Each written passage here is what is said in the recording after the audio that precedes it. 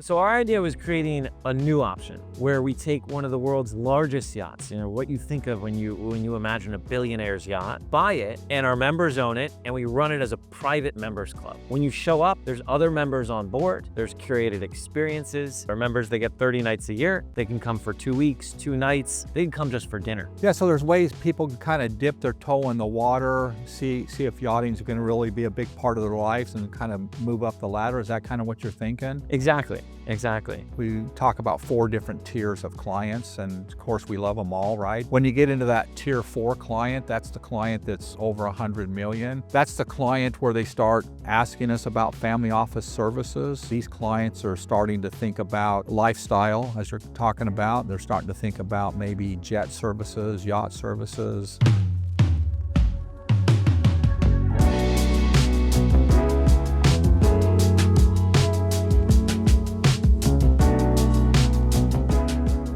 Good morning, everyone. I'm Matt Dana, as you know, Managing General Partner of Dana Whiting Law.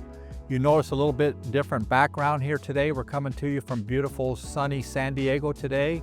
I've got a couple special guests with me today. I've got Matthew and Thomas Loccastro. Why don't you introduce yourself, Matthew? My brother and I, Thomas, we've ended up in the world of yachts, but kind of through an interesting path. So we started off in finance. Yeah. We've been in business together 13 years now. Different industries and ended up doing a lot of investment banking advisory work. And that brought us to Europe, and we went on to some yachts for yacht parties and then just fell in love with it. Between the two of us, we've spent now over 100 nights all around the world. The Red Sea, the Mediterranean, the Caribbean, the Bahamas on these kind of 240 to 290 foot yachts. We put together Super luxury yachts. super luxury. Yeah. We put together group charter experiences. We ended up meeting a lot of interesting people and, fell in love with the space. That's probably the most important point is the people we met doing that. Right. So when we first got on these enormous yachts in Monaco and the south of France, the people we met, we stayed with even till today. We still talk with them. And that's, I think, what's most special about yachting is the people that It's interesting as you go around and meet all these different people and you get this friendship that you develop, and it's going to be a lifetime friendship, isn't it? We say it adds dog years to your relationship when you're on a yacht that big because of the enormity of the experience. You just bond with that person you're with. Yeah, our viewers are used to seeing myself and my partner, Trevor Whiting, talk about tax. And I think you guys have seen some of our videos on YouTube. And we thought it was time that we branch out more from a tax conversation into a lifestyle conversation. And, as our practice has grown and we've kind of climbed the ladder and our clients have become wealthier and wealthier, we have many clients now that have their own yachts. We have some clients that are into maybe chartering the yachts. And I think you guys kind of offer all aspects of yachting. Tell me exactly what SYH is and what it stands for and what you guys do. So we have a SYH advisory where, again, our background of, finance, we ran a family office for some period of time. We were chief operating officers for that. And the shareholder had 5 yachts as part of our charter fleet. So the smallest was 72 meters. There was 145 meter build projects. These are some of the largest yachts in the world. So we've had the experience as users, as guests, as owners and operators doing these $1 million weeks. So we like to come in and sit alongside a registered investment advisor or a multifamily office and help their clients understand upstream of any type of chartering or ownership what should they be thinking about as they enter that transaction. The way that we got into that is we've, of course, have SYH Club, which is kind of our unique approach to yachting as well. Yeah, so there's ways people can kind of dip their toe in the water, see if yachting is going to really be a big part of their lives and kind of move up the ladder. Is that kind of what you're thinking? Exactly. Yeah. Exactly. I find is, if you go to our website, we talk about 4 different tiers of clients, and of course we love them all, right? But when you get into that tier 4 client, that's the client that's over 100 million. That's the client where they start asking us about family office services. These clients are starting to think about lifestyle, as you're talking about. They're starting to think about maybe jet services, yacht services. And I think is very interesting. Why don't you tell us how you met us and came across us? Well, I mean, you're servicing a similar type of clientele, and Of course, as someone's thinking of purchasing, there's the question of what happens, with estate planning Right. and all that. So we reached out and hit it off. We're all looking for the same type of client, right? Yeah, exactly. And helping them make smart choices, and as if they're going to enjoy the world of yachting. Well, tell us how people could kind of start out and dip their toe into it, and what Yeah. different levels of Well, experience their friend's yacht, first of all. What's that? There's always their friend's yacht. There you go. Oh, that's the best yacht, That's the right? best, sir. But as you're on your friend's yacht more and more, you realize there's limitations that come with that. Really, Yeah. it's like you could say the chef's tasting menu, so to speak. Yeah. It's not really you in control of that experience, and you find a lot of people get to enjoy it so much that they start thinking about buying their own yacht, sometimes smaller, like 100 feet, let's say. What is a boat like just typically 100-foot yacht? What kind of price range you looking The at? difference is massive Yeah. between these kind of ends of the market. Yeah. So, and they don't scale linearly. Right. So let's say you take a 110-foot, 120-foot yacht. That's where you're starting to, you look at that, you're like, wow, that's a yacht. Yeah. And then you go to a 160-footer, Yeah. and that's now you're going from, 30 meters to now 50 meters, 160-footer. And that extra length, you now double in size. Right. Because not only are you getting longer, but you're getting wider, you're getting taller. Yeah. You might go from 4 or 5 staterooms to 5 or 6. And then when you get to the size yachts that we've spent time on, where you're 70 meters plus or 240 plus feet. I think 95 feet above the water line in the air. Wow. 5. So you're as tall. Almost a football field in length. And how wide were you telling me these super yachts are? Some of them could be 46 to 50 feet wide. Yeah. And then just think about the internal space to give you some perspective, like of the common area, not where the crew is, but common area, 20,000 square feet of Yeah. common area. It's a lot. So when you go from 160 foot to 240 feet, you're now 4 times larger. And Right. you measure this in terms of, if you're trying to compare yachts online and you're getting a sense for the size, you don't look at the length, you look at the gross tonnage, Okay. the GRT. Yeah. And that's where you'll go from, 150, 200 gross tons on a 110 footer to now 2,000. Wow. So When we get to So what we're talking about is just the volume, that internal volume that you have Right.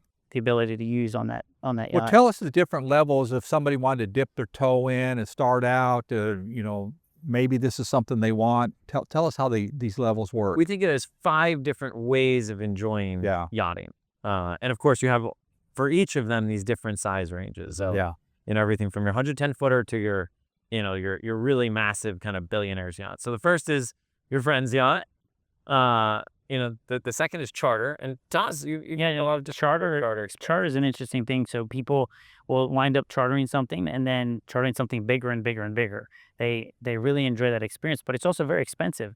And when you talk about, these levels of an 85-meter yacht, let's say, you could be $1 million for a week and then that's gone. Yeah. But people see a price tag, or even at a smaller level of $100,000 a week for a much Yeah. smaller yacht. It's not just what you see. There's also tax, tip, and APA. The all these costs. plus is 60% more. So if you Right. see something that's a 110-foot yacht chartering for $100,000 a week, well, you have maybe a 20% tax if it's VAT, or depending on what jurisdiction. You'll have 30% of the cost of charter in your expenses. That's the fuel, the running costs, the food and beverage, all the expenses associated with it. And you have another 10 to 18% in tip. Wow. So whatever your budget is, There's a you lot got of to know add-on. that there's Yeah. another Yeah. 50, 60% that you should, be expecting to add on to that cost. And so charters, that's kind of maybe where people start out. And how are you guys in this charter space? If somebody says, hey, you know what, I kind of like this charter I did, at least to dip my toe in the water. How are you Yeah. guys in this space? Start a conversation with them about where they're interested, give them some suggestions of different places we've Yeah. been ourselves, and get an idea for really the experience they want to have, and most importantly, how many people they want on board and the time of year. And that's really a conversation that develops, and you wind up giving feedback that they maybe take away and come up with some new interesting ideas. And the fun thing about a charter is when you charter a yacht, it's going wherever you want. Like, we can give them suggestions, but then in a moment's notice, they said, the captain, okay, we want to go to these Greek islands instead, and let's go Yeah. here. And it's just a lot of flexibility. So do you have relationships all over the world with different yacht owners? And once you describe the location and the experience, you think, hey, this is the guy I want to introduce you to. Is that how that works? Yeah, we try and match them up with a yacht and a crew that we know is going to fit the experience that they're looking to have. Yeah. Based on number of people, budget, where it is, and what's available. So you're a yacht consultant then. Start with the charter, right? Yeah. They like that, and then like you say, each time maybe they charter a little bit longer, a little bit, or a little bigger, wider and bigger, and then what's the next step after charter? It's ownership. Okay. And that's outright ownership. So there's a couple different ways. Okay. Different ways, but ownership is something a lot of people think about. They start considering. And here you also have your hidden costs. Yeah. So let's say you want to buy a 110, 20 footer. It'll cost you, maybe 10 to 20 million new. Yeah. In the beginning years, you're having 10% depreciation. You have, what's your cost of capital? 8%. Yeah. Whatever you decide your cost of capital rate is. And then you have maintenance, which might be another 10%. So if you're buying it for 10 to 20 million, you might have a 28% total cost by the time you factor in depreciation, maintenance, and cost of capital. So these are the types of things that we try and help prospective owners. Plus the headache, right? You got to think about the captain and the crew and where you're going to put it, dock fees. And it's also a really big range, right? Yeah. If somebody's buying something brand new from the shipyard that they've ordered and they've waited 4 years to take delivery of versus a whole very wide price range of secondhand yachts. Yeah.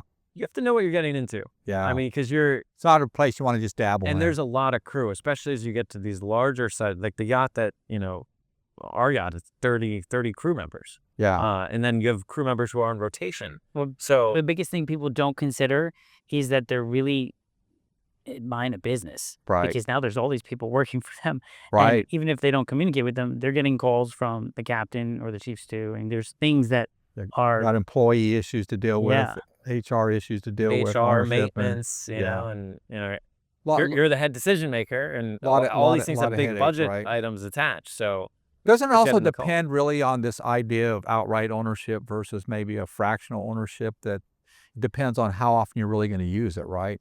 So fractional is kind of that fourth thing. So you can be a guest, you can charter, you can own. Now there's a lot of different fractional, different concepts that have come. Typically, it's 4 or 5 people who all have a 1/4 interest or 1/5 interest in a yacht itself. Yeah. And they try and get, 4 or 5 weeks out of the year. In terms of usage. So whatever the cost is, you're basically paying for a 1/4 or a 1/5 of that. It's still 7-figure entry point, and a lot of Are you annual involved commitment. in that space as well? If somebody wanted to dabble in that space? So we can certainly make suggestions in terms of different. Sometimes we'll have yacht owners come to us and say they'd like to sell half of their yacht. Yeah. That happens at times. We have better match make that. We have a client right now who's looking at doing that with a Fed ship, beautiful Fed ship. So people who are looking to downsize, because again, it's a story of, you mentioned HR and personnel. Let's say you own a yacht and you don't want to put it up for charter, but you're only on it for 3 weeks out of the year. Well, how does the crew stay active and kind of client ready? And that's a challenging thing. So in many ways, a more active yacht is better because the maintenance. Well, it also seems like you're kind of maybe stuck in a geographical area. Like I know some of my clients keep their yachts here in San Diego, and it seems like the range is here in San Diego and maybe a little bit of Mexico. I mean, I don't think they're thinking of the Greek islands or the Caribbean or things like that. That geographic location, right? And that's true even for the large yachts. I mean, some owners will do a quote-unquote dual season. So when you think about the big yachts, you think of Mediterranean in the summer, south of France, Italy, the Greek islands, up the Dalmatian coast, and then winter in the Caribbean. New Year's Eve in St. Bart's is kind of the classic. Most owners will kind of pick a geography and stick to it.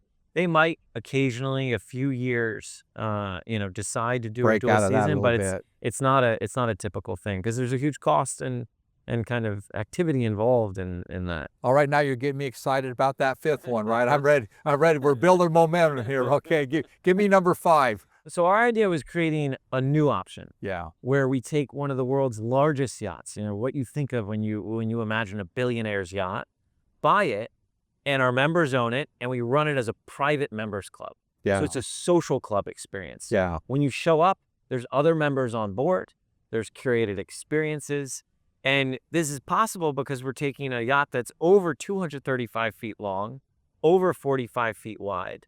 And it's got, a number of staterooms, different dining areas, a cinema room, massage room, spa room. And we curate these experiences on board. Our members, they get 30 nights a year.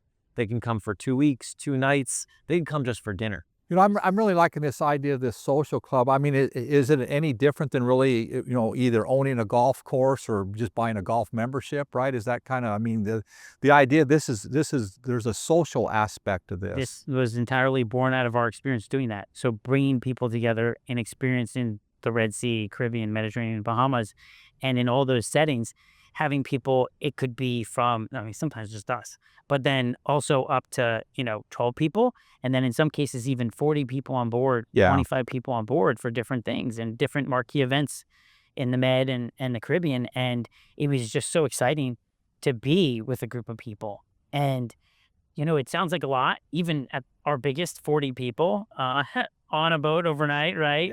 For New Year's Eve, it sounds like a lot of people, but they kind of disappear on a 290-foot yacht. Yeah. And it's so special because you wind up developing all these relationships that don't go away. Yeah. You keep in touch with them and you do more things with them. You can find a place on the boat. If you wanted solitude, you can find that. Exactly. If you wanted social, you can find that. Well, also because you have people on land doing excursions or going out to either a restaurant or on the water doing water sports. And then you all have the ability to come together and really do something special. And then we have member events, right? So okay, tell me about that. Even if you haven't booked a stateroom on board, right, show up for the parties at the Cannes Film Festival. You can watch the Monaco Grand Prix race trackside from the top deck. Okay. Come on and look at the fireworks on so New Year's Eve in St. Bart's. These is it 30 nights a year that your membership includes? And so you got that's an overnight stay, but you're invited to any, if you're in port. Tell me about it. I think you were telling me about the Super Bowl experience that you had and stuff like that. So, well, that was just an event that we hosted. And we do a lot of those events too, where it's just, on land, whenever there's, big things going on, we try and create these experiences. I think you've got one coming up in Aspen in a couple days and stuff like that. Something in Aspen, we create stuff in New York City. So it's really the opportunity to have this private social club around the lifestyle of yachting. And of course, everybody involved is really kind of at an incredible tier. They've done amazing things in life, in business. And now they're asking a question, with the time that they have left, how are they spending it? Yeah. How are they going to create amazing memories this year? And, we help do that in a really turnkey way. How does this membership work? Tell me about that. I mean, what's I guess, what do we write checks for? So there's 3 things. There's an initiation fee to the club. Yeah. So that's, our revenue. Yeah. $300,000. Okay. There's the ownership, where they contribute $1 million to the LLC that they own. So that LLC owns the yacht. They contribute $1 million. They become a member. Ownership of it. Yeah. Okay. Exactly. Gotcha. And we establish a reserve fund. That protects against any type of special assessments. It's a fully capitalized thing to both own and operate the yacht. And then each year they pay $250. Okay. Which gives them 30 nights. So for the full, what would cost on charter for almost $1 million a week. 30 nights in a cabin. And the cabin sleeps 2 people? 2 people. Okay. Show up, eat, drink, leave, no tax, no tip, no APA. Just eat, drink, sleep, leave. No nightly fee. If the family wanted to bring more than 2 people, they just get more cabins, right? Exactly. That's exactly it, yeah. They get 30 nights, however they use it, that's up to them, right? Yeah. And then do you have different levels of memberships, or is this everything kind of work the same? Or? Everybody's equal. Yeah, okay. Everyone's equal. And what about how far in advance? I mean, I guess I worry about, wouldn't people want, this is a specific prime time or prime location, and it's kind of like I have an Airbnb and everybody wants to use it. Here in San Diego, everybody wants to be here 4th of July weekend, right? How do you work that? So throughout the year, we keep occupancy at 65%. Yeah. Because we wanted to create something that, we don't want this amazing product that you could never book because it was always had high occupancy. Right. So throughout the year, generally, our average, or true average, is 65%. But then during something like, let's say, the Monaco Grand Prix, where everybody wants it, there is a rotating booking priority list. So if you were to not get it this year, you'd have priority next year for getting that. So you get like a bonus point, so it increases or do you get it for sure next year? Or so, just increases your odds. So the way next we year? do it is we have about 12 months in advance, you'll have the itinerary. Yeah. And you'll see where it's going to be, when it's going to be, what type of experiences we're going to have on board. We might, screen an episode of Chef's Table and then fly in the chef to prepare a meal on board. So really thinking outside of the box. how do we leverage this type of super yacht to create these experiences? So when we release a segment of itinerary, there's booking windows. Yeah. And everybody gets to go around and make their first booking. Okay. So you pick what's most important to you, and Yeah. then we do a second booking. It's almost like draft round picks. Yeah. I'm wondering when people, like if they show up in San Diego on the yachts, I mean, do you helicopter them out to the yacht, or is there a little dinghy that takes you out to the yacht, or how do you get on the yacht? Yeah, there's Either way. tenders, Yeah. you know, when we're Just out at depends on where anchor, you or, are. you know, Yeah. it depends on where you are. If you're, you know, berthed quayside, you can just There might be some places you're actually docked and they can just walk on board, exactly, right? exactly. So that's interesting. Well, let me get into, do you mind if I shift gears a little bit and get into maybe a few little legal issues on Yeah, this? yeah, absolutely. But this is all sounding very exciting to me. But, you know, as I get clients that you know, want this type of an experience, the first question they ask me is, where should this money come from? I mean, I think I told you about clients that might have 16 different trusts, and they might have, you know, 60 or 70 different LLCs. And they want to know, you know, what pile of money should they use? And I've got an article that I wrote, and it's on the YouTube video. It's just simply called Red Box, Green Box. And green boxes are where you accumulate wealth and investments that's multi-generational, beyond the reach of the federal estate tax. I mean, that's my expertise, is the federal estate tax. And so green boxes, you want to grow wealth. Red boxes is where we want to consume, where we want to spend, where we want to buy groceries. And I would think this would be a red box expenditure, right? I mean, this isn't, you're not selling this as an investment, you know, get into here and you're going to get a, you know, a rate of return and this and that, right? Yeah, this is definitely red box. What you can do in yachting is find unique opportunities where you might be cash flow positive. Right. And you're making more off of charter revenues than you have in expenses. Yeah. But by the time you factor in depreciation and everything else, it's ultimately a lifestyle expense. Yeah. I think you'd want to put this in a red box, which typically is their revocable living trust. The client might have, you know, required minimum distributions from a retirement account or an IRA that he has to take anyway. That would be something you'd want to burn it there. And then I think, would you recommend that each of these members maybe put their ownership interest in a separate LLC as well? I mean, you can have an LLC own an LLC. Yep. Would that be the recommendation? All of our members are doing that. So typically they just prop up a LLC for this purpose, or if they have one, you know, that they feel like, you know, is a good fit, they do that. And, you know, some of them are thinking about, well, they're using this for entertaining clients, so maybe not, you know, on a depreciation level, they're going to expense it. Yeah. But their assessment with their own tax advisors has been, if they're using it for client entertainment, for their nights on board, that might have some I would think benefits if there. you start talking about a social thing, you start getting into very similar rules about, you know, golf course memberships and golf course dues. And by the way, we're planning a second video, I think, where we're going to dive a little bit deeper into that tax world and depreciation and some of the other maybe benefits of ownership. And so they actually have the benefits of ownership as if they owned it outright. They have that fraction. They own the LLC. Yes. They're a as part owner in the Yeah. asset directly. And I think all of our clients understand LLCs are flow-through entities, and they get a K-1, and whatever tax attributes of depreciation there were on that ownership would flow down to on them. a pro rata basis. What about any liability of ownership? You know, somebody's on the boat and slips and falls, and, you know, lawsuits and falls off the edge, partying a little bit too much. So that's managed through kind of a tiered and layered insurance structure under your P&I, as with anything else. And then you have your first kind of LLC. And Yeah. then at the individual level, then they also have LLCs. Yeah. What about cost of capital? I mean, it's not like you're going to have to do a capital call and say, hey, gosh, we forgot to pay the cook last week, and so we got to kick in a little bit more. So this is great because if you think about it, you're sharing the expenses among a much broader group of people. Yeah. You know, with fractional ownership, you got 4 people. With ownership, you have 1. Here, it's a much broader group. Yeah. So your exposure on the expense side on a percentage basis is so low. Yeah. And that's why it becomes such a value to experience kind of the world's largest yachts, but at a relatively affordable, you know, price point. And What about exit strategies? They get in, some reason things didn't work out, whatever. maybe a family member dies. Tell me about exit. They have the opportunity to go ahead and sell their membership at Yeah. any time. So there's no restriction on their ability to transfer or No. sell it, anything like So, that. so when we had the idea for this, we tried to look, what's the most similar thing that exists today? And that was the World Residence at Sea. And we met Jim St. John, who is the president and CEO of the World Residence at Sea. And we started talking to him, and we realized that these people are spending $5 to $25 million. A quarter of them are billionaires to Yeah. be on this cruise ship. Yeah. And we said, well, why not do that on a super yacht? But the other thing is that even though they owned their staterooms on that cruise ship, they were only using them for approximately 40 days a Right. year.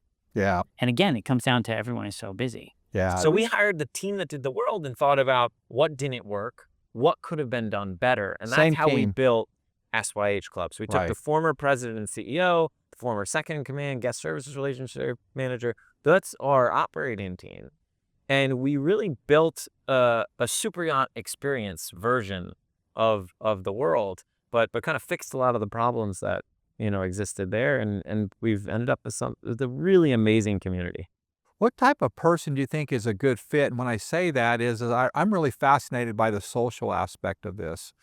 And not only is it a nice lifestyle, but it's like I want to be around like-minded people. I'm just curious, are you finding that your average fit are guys that are still very successful in business and they're looking for that social, kind of get away from business, still have that social It's like connection? almost that Richard Branson type of personality Yeah. of community, meeting new people. It's not so much just strictly based on wealth. It's really just based on Personality. your personality and It's people enjoying who- meeting people. They believe that the best experiences in life are shared with other amazing people, and they wanna live life to the fullest, and we provide a really amazing venue for that. To be candid, when you do have your own yacht and it's Yeah. that big, it can get a little lonely. Nancy and I, when we travel the world, we love to go with escorted tour groups because we want that social part of it. Yeah. Just don't want to be the lone. It actually elevates the experience. I know you guys are also very well connected with Tiger 21. Are you finding that that's kind of It's a very good those fit. type of guys? Those guys are very successful We in have business. about They love it. 8 Tiger 21 members, involved in SYH Club. Yeah, I bet they're joining because of that social It aspect. just clicks right? with them because they're doing that right now. They have these groups of They're looking 12 for and those they- connections. Yeah. Right. And they share this DNA. So I guess some of our members, one has been buying up villas in Cortona, and they're hosting us there, and they're going to introduce us to the members. They're introducing the members to all the vineyard owners and doing Yeah. wine tasting. And then after that, we go and join the yacht. Another member has a vineyard in Argentina to produce olive oil. So we'll have Right. their olive oil on board the yacht. Yeah, so I'm very curious about what a day's like on this experience that you talk about. This isn't about just sitting on a yacht reading a book. And tell me about some of these experiences. Although that that people can be very fun. I did Well, that for yeah. 3 weeks once. no, I'll they're tell you, for 3 weeks, I didn't get off the yacht.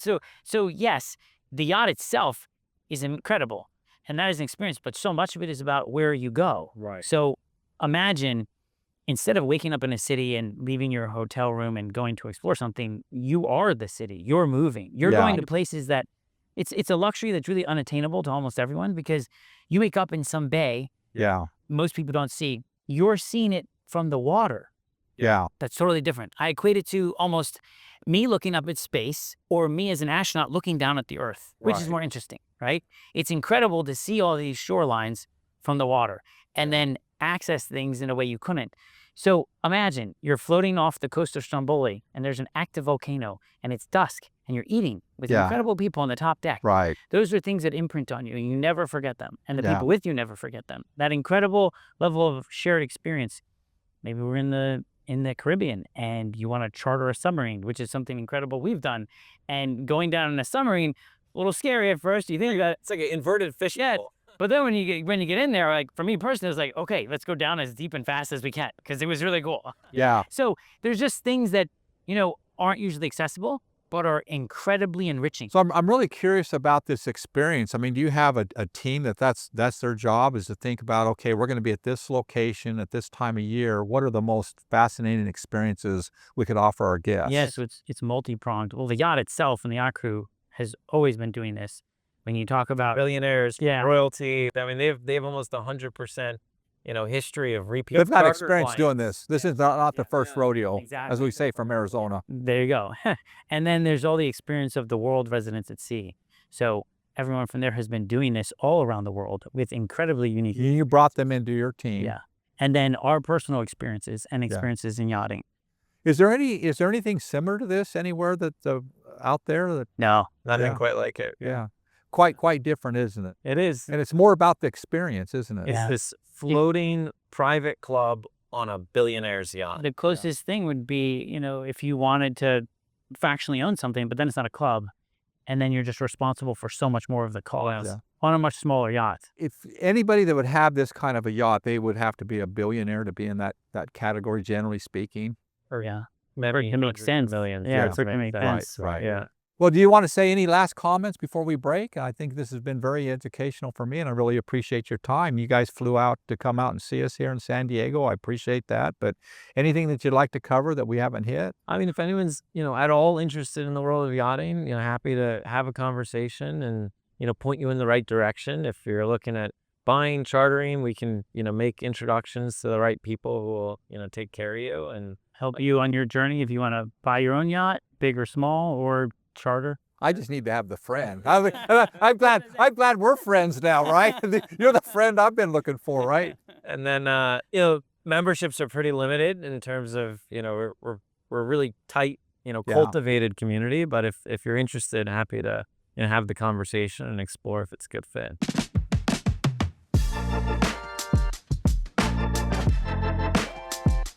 Well, thank you everybody for joining. I hope you found it as interesting as I did, and I'm certainly excited to spend some nights on that yacht and have that social aspect. But join us again, and if you're interested, contact any of us here on the panel. Thank you.